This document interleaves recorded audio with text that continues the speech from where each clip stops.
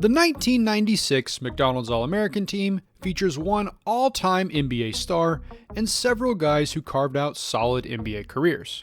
As far as players who missed the cut but went on to success, this year's squad includes one-time All-Star Kenyon Martin, four-time All-Star and one-time NBA champ Shawn Marion, and 2001 Slam Dunk Contest winner Desmond Mason. I'm also pretty sure Stevie Franchise is technically in this class, but he dropped out of high school, so I'm not 100% certain. That said, let's take a look at what happened to every McDonald's All-American player from the 96 squad. Glendon Alexander. Alexander started his college career at Arkansas. He played decent minutes during his first season, but only suited up for 7 games as a sophomore. Alexander then transferred to Oklahoma State, which, in a fun footnote, was coached by former Arkansas head coach Eddie Sutton. With the Cowboys, Alexander grew into a double-digit scorer by his senior season. While he mostly came off the bench that year, he helped the Desmond Mason-led Pokes make it to the 2000 Elite Eight. However, his on-court career is largely overshadowed by what he did off the court. Alexander's rap sheet is a lengthy one. While still with the Cowboys, he admitted to stealing a scholarship check from teammate Ivan McFarland. He also told Sports Illustrated that he'd received $10,000 from boosters and never went to class. In 2002, he was charged with stealing $150,000 from former MLB player Derek Bell. He also admitted to writing fake checks for nearly $50,000 and transferring $1.5 million from an adult entertainment executive's account into his own. For that, he spent about 4 years in prison. Later, Alexander was in charge of a prep school in Iowa, which seems like it was also a scam, though I wasn't able to find any criminal charges that were filed, just a few lawsuits from parents. Then, in 2015, an ESPN Outside the Lines report detailed what was probably his biggest scam, the AmeriLeague. Using the alias Jerald Brown, Alexander convinced several players, including a few former first-round picks, and team owners to join him for a fledgling league that planned to serve as competition for the G League. Once the report went live, he mostly copped to the scam and stepped away from leadership. As I'm sure you can guess, the league never took off, and Alexander has largely stayed out of the public eye completely in the years since. Corey Benjamin. Benjamin left California to play college ball at Oregon State. As a Beaver, he dropped 15 points a night during his first season, making the Pac-10 All-Freshman team. He followed that up with 20 points a night in '98 for a team that went 13-17. Benjamin decided to forego his final 2 seasons of eligibility and head to the NBA draft. The Bulls picked him 28th overall. He played for 3 seasons in Chicago, largely coming off the bench to average 5 points per game. At one point, he told teammate Randy Brown that he could beat Michael Jordan in a one-on-one game. Unfortunately for him, the recently retired MJ pulled up to a Bulls practice and roasted him 11-3. Benjamin then spent a few years playing in Italy and China before getting a few 10-day contracts with the Hawks in 2003. He spent the next several years playing overseas, with stops in France, China, Venezuela, Puerto Rico, Portugal, and South Korea. Benjamin hung up his sneakers in 2008. Since then, he's largely been out of the public eye, outside of a few small incidents that ended up in the news cycle. Mike Bibby. Sports run in the Bibby family. Mike's dad Henry won 3 NCAA titles at UCLA and 1 NBA championship with the Knicks in 1973. His uncle Jim pitched in the MLB, tossing a no-hitter in 1973, winning a title with the Pirates in '79, and making an All-Star team in 1980. While Bibby was born in New Jersey, he played his high school ball in Phoenix, and signed with Arizona to play college ball under Lute Olson. In '97, he helped guide the Wildcats to a national title alongside Michael Dickerson and Jason Terry. The team wasn't quite as successful during his sophomore year, but Bibby brought his scoring up to 17 and was named the Pac-10 Player of the Year and a first-team All-American. He left for the NBA draft after the season, and the Grizzlies picked him 2nd overall after the Clippers made the somewhat surprising decision to go with Michael Olowokandi. He averaged 13 points and 6.5 assists as a rookie, making the All-Rookie team. He spent 3 seasons in Vancouver, putting up about 15 points and 8 assists a night before the Grizz traded him to the Kings for Jason Williams and Nick Anderson. Teaming with Chris Webber, Bibby led the team to the best record in the NBA. If not for a famously controversial Western Conference Finals series with the Lakers, that Kings team likely would have won a title. Bibby definitely did his part in that series, sinking the game winner in Game 5. That performance earned him a massive contract that kept him in Sacramento until 2008. Bibby averaged nearly 18 points and a hair over 5 assists during his 7 years with the Kings. However, the team could never get over the hump, and Bibby was traded to Atlanta in 2008. He was there through 2011, and his numbers quickly started to trickle down as he aged. In 2011, he was traded to the Wizards, had his contract bought out, and signed with the Heat. He played in his only NBA Finals that season, losing to the Mavericks during the first year of the Heatles. Bibby then spent 1 season backing up Jeremy Lin with the Knicks and retired. Since hanging him up, Bibby has been coaching at the AAU and high school level, though he's seemingly left that field as of 2019 and is working on his podcast. His son Michael Jr. played basketball for South Florida and Appalachian State, and one of his daughters, Janai, played volleyball at Fresno Pacific. Jerald Brown. Brown's collegiate career at Texas A&M started well, averaging 10 points and 4 rebounds to win Big 12 Rookie of the Year. However, off-the-court issues during his sophomore season caused him to regress. It wasn't anything major, just a bit too much partying that he and his coach said left him unprepared to take another step forward. Sadly, he'd never have a better season than his first, though he was able to get his personal life back on track after his second season. He played a little bit of pro ball in lower domestic leagues before moving to a normal life, building up a lawn care company in Texas. He also did some coaching over the years and was working as a high school coach as of 2023. Kobe Bryant. I probably can't come up with anything you don't already know about Kobe Bryant, so here's the shortish version. His dad Joe played in the NBA for 8 seasons, and his mom Pam was the sister of Chubby Cox, who spent a minute in the NBA in 1983. Kobe was hooping as early as 3, and when he was 6, his family moved to Italy so his dad could continue his pro career. Bryant devoured basketball during his time in Italy, and when the family moved back to Philly when he was 13, he was ready to dominate. As a junior, he dropped 31 points, 10 boards, 5 assists, 4 blocks, and 2 steals a night. After seeing Kevin Garnett jump to the pros in '95 and have success, Kobe started to consider whether he could do the same. His senior season was more of the same, and Bryant surpassed Wilt Chamberlain and Lionel Simmons to become the all-time leading scorer in southeastern Pennsylvania history. After taking singer Brandy to his high school prom, Kobe decided to skip college and head to the draft. The Lakers sent Vlade Divac to the Hornets in exchange for the 13th pick, which would become Kobe Bryant. To be fair, LA was mostly trying to free up cap space to sign Shaquille O'Neal as a free agent, but getting Kobe was the cherry on top. It took a few years for the Mamba to become an everyday starter, but he was an All-Star in '98 at just 19 years old. He missed about 30 games the next season and wasn't selected for the '99 All-Star game. He wouldn't miss another All-Star game for the rest of his career. I could go through every iteration of the Kobe Lakers, every off-court incident, and all that, but let's just look at the numbers. When Kobe Bryant hung up his sneakers after the 2016 season, he did so as an 18-time All-Star, a 2-time scoring champ, a 5-time NBA champion, a 15-time All-NBA selection, a 12-time All-Defensive selection, a 4-time All-Star MVP, a 2-time Finals MVP, and the 2008 MVP. As of 2025, he's one of 9 players with more than 30,000 career points, sitting in 4th with 33,643 points. Kobe's not only one of the best to ever do it, but his impact on basketball culture can't be denied. Put simply, the Mamba mentality has taken on a legend of its own. Tragically, Bryant, his 13-year-old daughter, and 7 others died in a helicopter crash in 2020. He was posthumously inducted into the Hall of Fame that same year, his first year of eligibility.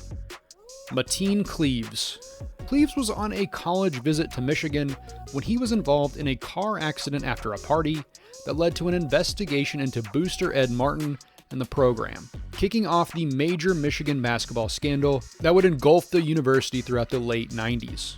Cleaves decided instead to head to Michigan State to play college ball.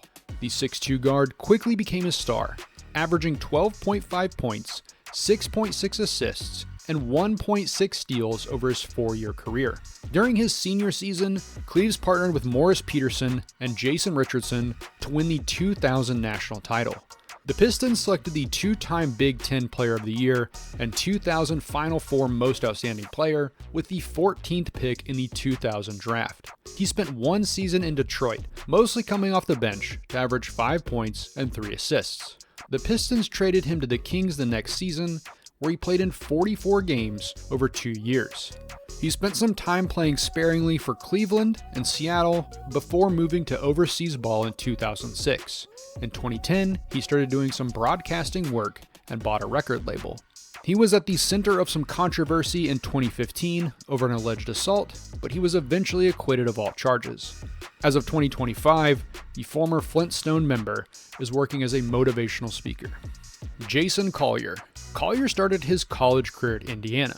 As a freshman, he started nearly every game, averaging 9 points and 6 rebounds. He missed most of his sophomore season after deciding to transfer to get away from Coach Bob Knight's constant yelling. When he next appeared at Georgia Tech, the 7-footer put up monster numbers, averaging 17 points, 8 boards, and 1 block a night during his 2 seasons with the Yellow Jackets. The Bucks picked him 15th overall in the 2000 draft, immediately trading his rights to the Rockets for Joel Przybilla. Collier spent 3 seasons playing sparingly in Houston and was traded to Atlanta in 2003. He played in just 20 games that season, averaging 11 points and 6 boards. In 2005, he split time as the starting center and his numbers dropped to 6 and 3. Sadly, Collier died suddenly during the 2005 offseason at just 28 years old. Ed Cota. Cota was born in LA, but started his high school career in Brooklyn. In 9th grade, his mom and stepfather were involved in a nasty car wreck in Panama.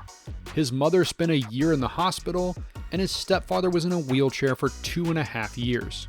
Cota struggled with his grades after that, but eventually got back on track. Before his junior season, he enrolled at St. Thomas More in Connecticut, then dominated the New England private school circuit, and even made the honor roll. Cota then attended the University of North Carolina, where he would play in 3 Final Fours in 4 seasons. The point guard was a 3-time All-ACC player and won ACC Rookie of the Year in '97. He averaged 9 points, 7.5 assists, and 1.4 steals over his career. Cota went unselected in the 2000 draft, but spent the next several years playing overseas, with stops in Belgium, Lithuania, Russia, Spain, and Poland. In 2004, he was an All-Star in Lithuania, and in 2005, he was a FIBA Europe All-Star. These days, he's focused on helping his kids improve their skills to hopefully play at the next level, working as their AAU coach. Eddie and Cash still have several years to go until they potentially make the jump to college, since they're members of the 2028 and 2029 classes respectively. That said, the early reports indicate that they have a legit shot to make the jump. Willie Dersch. Dersch spent his college days at Virginia.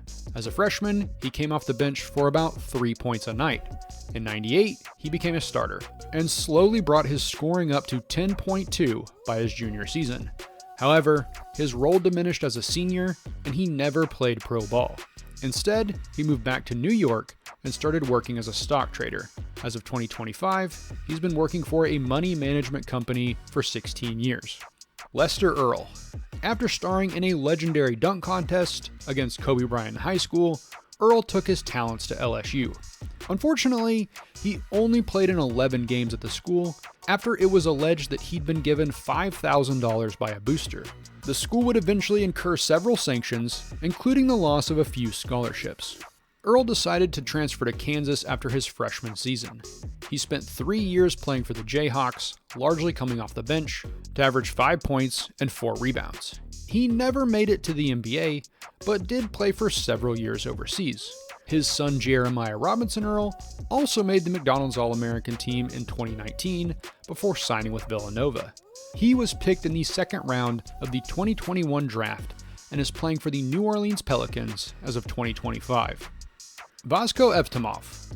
Evtimov was born in Bulgaria, and his family moved to France as a youth so his dad could continue playing pro basketball. By the time the 6'10 youngster was in high school, he was playing at Long Island Lutheran in Brookville, New York. He signed with the North Carolina Tar Heels, but had trouble seeing the floor. But it wasn't because he couldn't play. He had previously played pro ball overseas and was given an 18-game suspension. He eventually spent parts of the 97 and 99 seasons playing for UNC, helping the team to 2 Final Fours as a depth option off the bench.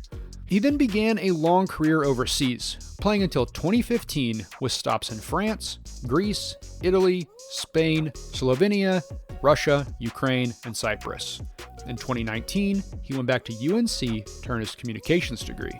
Soon after, he started coaching in Bulgaria. As of 2025, he is the head coach at BC Chernomorets and is coming off winning a League Cup in 2024. His brother Ilyan is also a pro player after spending his college days at NC State. Ronnie Fields. In high school, Fields was kind of the Robin to Kevin Garnett's Batman at Farragut Academy during his first few years of high school ball. But when KG made the jump to the NBA, Fields upped his game, averaging 32.4 points, 12.2 boards, 5.1 assists, 4.5 blocks, and 4 steals a night during his senior season. Unfortunately, he was involved in a car accident in February 1996 that left him with a broken neck, meaning he didn't play in the McDonald's game despite making the team. He was still signed to play college ball at DePaul, but was ruled academically ineligible and never attended school. Instead, he jumped into the CBA draft, where he was selected in the 7th round. He made the league's all-rookie team and eventually entered his name into the 1998 NBA draft, where he went unselected. He then spent several years playing around the world, though his most successful stint came in the CBA in the early 2000s. He made 3 CBA All-Star teams and 4 All-CBA teams, won the league's scoring title twice, and led the league in steals 4 times. The 6'3 guard retired in 2007 and spent time as a motivational speaker and trainer at his high school's alma mater. As of 2023, he's still working as a basketball trainer and coach back in the Chicago area. Richard Hamilton. Rip played his college ball at UConn and was pretty much the best player on his team from the jump, dropping 16 points a night as a freshman. He upped that to 21.5 during his sophomore season, making second-team All-American, winning his first of 2 Big East Player of the Year awards, and leading the Huskies to the Elite Eight. As a junior, he ran it back again, this time winning the 1999 NCAA tournament and grabbing the Final Four's Most Outstanding Player. The Wizards selected Hamilton 7th overall in the 99 draft. He spent his first 2 years largely playing as a backup behind Mitch Richmond, but during that second season, his talent started to become undeniable, especially with the 37-year-old Richmond missing a big chunk of the season to injury. During year 3, he joined the unretired Michael Jordan in the starting lineup and dropped 20 points a night. However, the team decided to trade him to Detroit for a package that included Jerry Stackhouse. Rip spent the next 9 years with the Pistons, establishing himself as one of the hardest working scorers in the league due to his seemingly limitless stamina and ability to drain mid-range jumpers off screens. Joining forces with Chauncey Billups, Ben Wallace, Rasheed Wallace, and Tayshaun Prince, Rip was instrumental in the Pistons upsetting the Lakers to win the 2004 NBA title. And he looked great doing it, donning his signature face mask after breaking his nose twice that season. The going-to-work Pistons made it back to the finals the next season, but lost to the Spurs. In 2006, Rip finally made his first All-Star game, a distinction he would match in each of the next 2 years. As he aged, he continued to be a walking bucket, but availability started to dwindle, and after Chauncey Billups was traded away, he began to argue with the team's head coach. In 2011, Detroit bought out his contract, and Hamilton signed with the Bulls. He played there for 2 relatively solid seasons before retiring in 2013. Since then, he's worked as a broadcast analyst and has been enjoying his retirement. Oh, and here's a fun fact. His nickname was inherited from his father, who got it because he used to rip off his diapers as a baby. Charles Hathaway. The 6'10 center played his college ball at Tennessee. As a freshman, he worked his way into the starting lineup, averaging 7 points, 7 boards, and 1 block a night. Unfortunately, doctors discovered a life-threatening blood clot in 1998, and he missed most of the season, taking a medical redshirt. He would rejoin the team, but mostly played in a reserve role until his senior season. Still, even when he was getting minutes, he was never the force it looked like he might become during his first season on campus, only averaging about 5 points and 5 boards that season. Hathaway spent some time playing overseas and in lower domestic leagues, but never played in the NBA. Since leaving the game behind, Hathaway has mostly stayed out of the public eye, most recently being inducted into the Nashville Area Sports Hall of Fame in 2023. Shaheen Holloway. Holloway was born in New York, but played his high school ball at St. Patrick in Jersey. There, he grew into one of the top guards in his class, averaging 22.5 points, 9.1 assists, and nearly 6 steals a night as a senior. He won MVP honors at the McDonald's game after totaling 7 points, 8 assists, and 6 steals. He had offers from several schools, but decided to attend Seton Hall. As a freshman, he averaged 17 points, 6 assists, and nearly 3 steals a night to finish on the All-Big East second team and the league's All-Rookie team. However, his numbers dipped during the next 2 seasons, bottoming out at 9 points and 5 assists as a junior. Thankfully, he turned things around as a senior and had a great season after becoming a lethal 3-point shooter. The Pirates also made the Sweet 16 that year, though Holloway hurt his ankle in the second round, missing the Sweet 16 matchup with Oklahoma State. He ended his career as the all-time program leader in assists, but wasn't selected in the 2000 NBA draft. He spent the next 7 years playing overseas and in lower domestic leagues before moving on to a coaching career in 2007. As of 2025, he's working as the head coach at Seton Hall. The team isn't having its best season in 2025, but they did win the NIT in 2024. Steven Jackson. Stack Jack was born in Houston and spent his childhood in Port Arthur. Sadly, when he was just 16, his 25-year-old half-brother died from head injuries after being jumped. The 6'8 youngster dedicated himself to basketball, leading Lincoln High to a state title during his junior season. However, he was at risk of being ruled academically ineligible for his senior season, so Jackson transferred to Oak Hill Academy in Virginia to finish his prep career. He was set to attend the University of Arizona alongside Bibby, but his SAT and ACT scores weren't high enough to enroll. He spent a semester at Butler County Community College, but never played basketball. Before the '97 NBA draft, Jackson joined a few pickup games with the Suns and impressed the team enough to be selected in the second round of the '97 draft. He was waived before the season and spent the next 3 years improving his game in the CBA and overseas.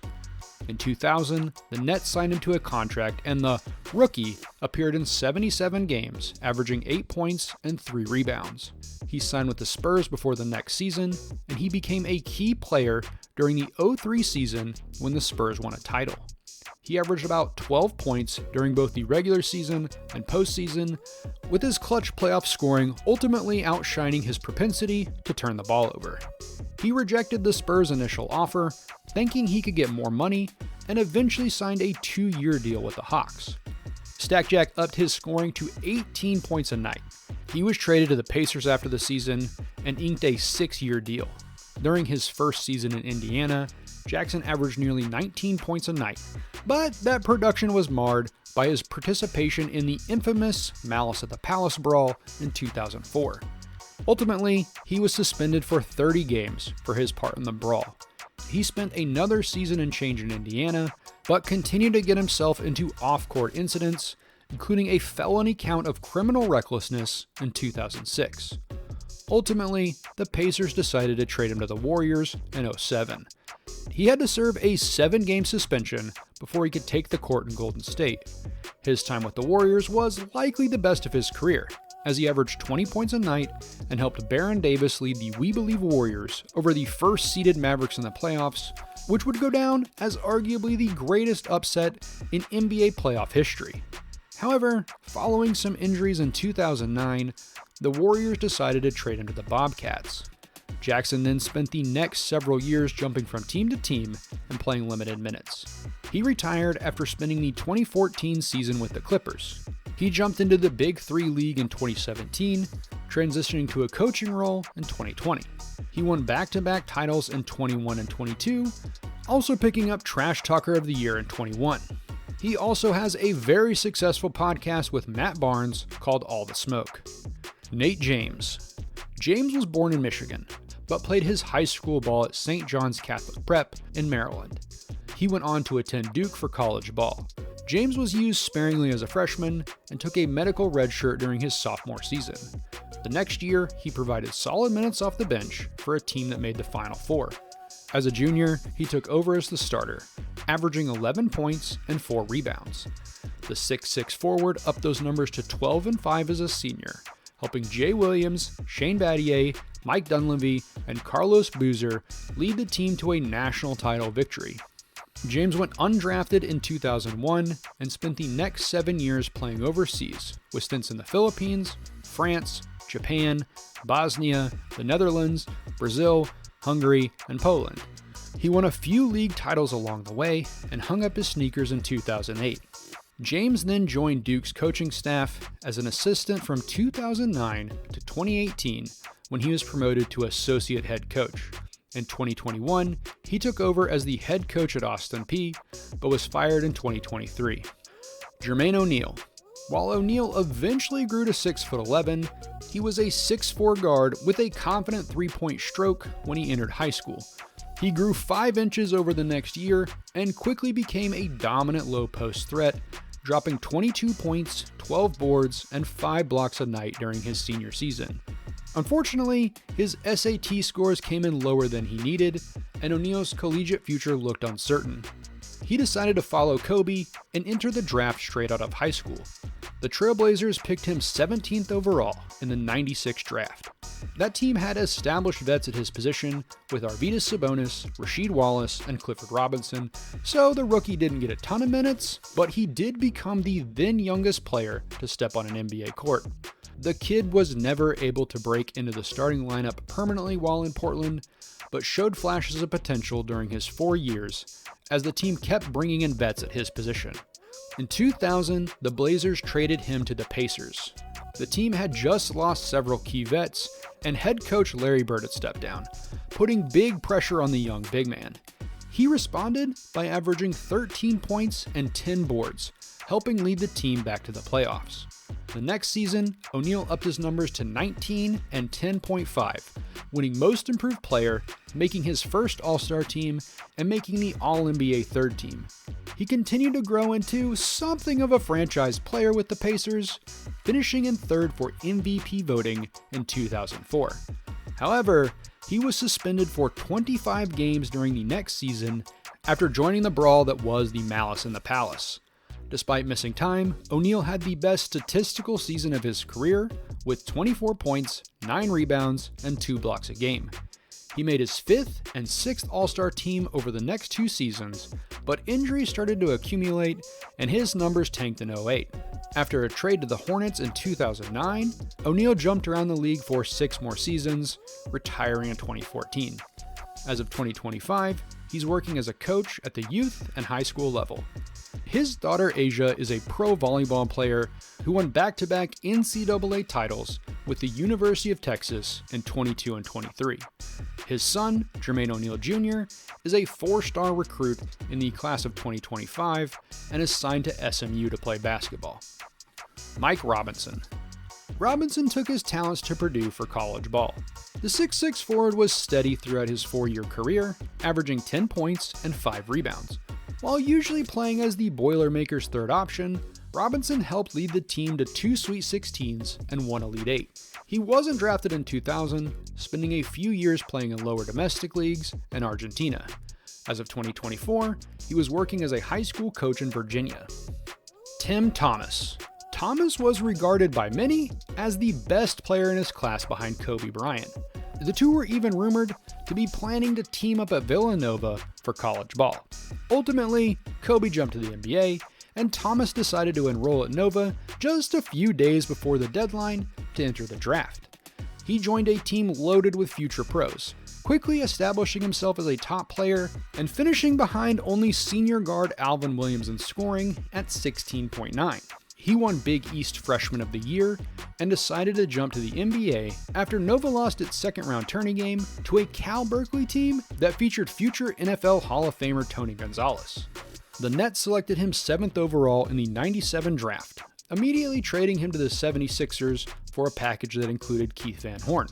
Thomas dropped 11 points a night during his first season, making second-team All-Rookie. Unfortunately, he hit a sophomore slump in year 2, and the 76ers, wanting to speed up the team's development around Allen Iverson, decided to trade him to Milwaukee. Thomas spent 6 years with the Bucks, becoming a double-digit scorer, first off the bench, and then as a more regular starter from 2003 to 2004. While in Milwaukee, his teammate Ray Allen would once say, if he wanted to, Tim Thomas could be the best player in the league. Instead, Thomas was traded in '04 to the Knicks. Funnily enough, that 3-team trade also included Keith Van Horn. Thomas spent the next 7 years hopping around the league until he retired after the 2010 season. His '06 playoff run with the Suns might have been the best stretch of his later career, as he averaged 16 points and 5 boards to help Phoenix make the Western Conference Finals. As of 2025, he's working as a high school head coach in New Jersey. Winfred Walton. Walton originally committed to play for Jim Boeheim at Syracuse, but his test scores were flagged, and he ultimately never played for the Orangemen. Instead, he spent a year playing at Fresno State. The 6'9" forward averaged 11 points and 6 boards a game with the Bulldogs. He elected to forego his last 3 years of eligibility and enter the 1998 draft. No team selected him, so Walton played overseas and in the CBA for several years. After leaving his playing days behind, Walton largely fell out of the spotlight. Sadly, he passed away in 2024. Loren Woods. The 7'1" Woods seemingly joined Wake Forest at the perfect time. Senior Tim Duncan was there to help tutor the young fella for a season and then leave for the NBA, giving Woods a nice path to the starting lineup and potential stardom. Unfortunately, it didn't quite work out that way. Woods did study under the big fundamental during his freshman season, but after his sophomore season, he transferred to Arizona for what he called basketball reasons. With the Wildcats, Woods did grow into a all Pac-10 team player alongside Gilbert Arenas, Richard Jefferson, Luke Walton, and Michael Wright.